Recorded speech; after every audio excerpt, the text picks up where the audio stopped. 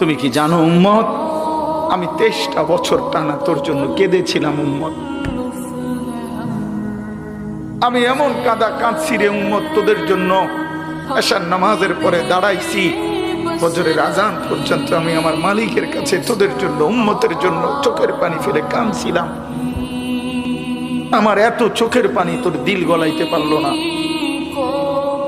আমি তায়েফের পাথরের আঘাতে আমার পিঠটা চালনির মতো ছিদ্র ছিদ্র হয়ে গেছে রক্তে। আমি বুকে পেটে 2টা পাথর বাঁধছি ক্ষুধার কষ্টে। আমি উহুদের দান শহীদ করা রক্তে উহুদের ময়দানে পড়েছিলাম বেহুশ হয়ে। আমার ঘরের চুলায় 3 মাস রান্নার জন্য কোনোদিন চুলায় আগুন জ্বলে নাই। আমার এত চোখের পানি, এত রক্ত, এত ক্ষুধার কষ্ট, কিছুই তোর মন গলাইতে পারলো না, তোরে সেজদা দিতে পারলো না।